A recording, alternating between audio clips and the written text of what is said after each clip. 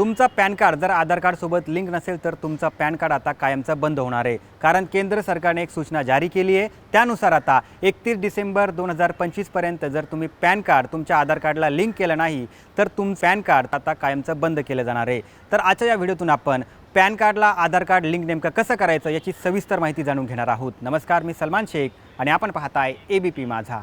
केंद्र सरकारने देशातील सर्व करदात्यांसाठी एक महत्त्वपूर्ण घोषणा केली आहे। 31 डिसेंबर 2025 ही पॅन आणि आधार कार्डला लिंक करण्याची अंतिम मुदत असेल। जर 31 डिसेंबरपर्यंत तुम्ही तुमचा पॅन कार्ड आधार कार्डला लिंक केलं नाही तर 1 जानेवारी या नवीन वर्षापासून तुमचा पॅन कार्ड आता कायमचा बंद होणार आहे। त्यामुळे तुमचे अनेक व्यवहार अडकू शकतात। निष्क्रिय पॅनमुळे तुमचा आयकर रिटर्न देखील भरता येणार नाही, बँकेतील व्यवहार थांबतील आणि क्रेडिट किंवा कर्ज प्रक्रियेत देखील अडचणी येतील। तर पॅन कार्डला आधार लिंक करणं अतिशय सोपं आहे। तुम्ही घरबसल्या आणि मोबाईलवरती देखील या प्रोसेस करू शकता।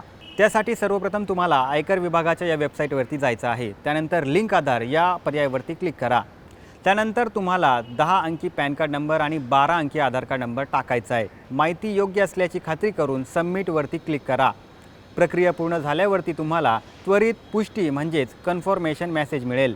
त्यानंतर तुमचा पॅन कार्ड आणि आधार कार्ड लिंक झाला आहे की नाही हे तपासण्यासाठी याच पोर्टलवरील लिंक आधार स्टेटस यावरती क्लिक करा। तर ही पद्धत फॉलो करून तुम्ही तुमचा पॅन कार्ड आधार कार्ड सोबत लिंक करू शकता। तुम्हाला ही माहिती कशी वाटली आम्हाला नक्की कळवा आणि जास्तीत जास्त लोकांपर्यंत हा व्हिडिओ शेअर करा आणि पाहत रहा एबीपी माझा।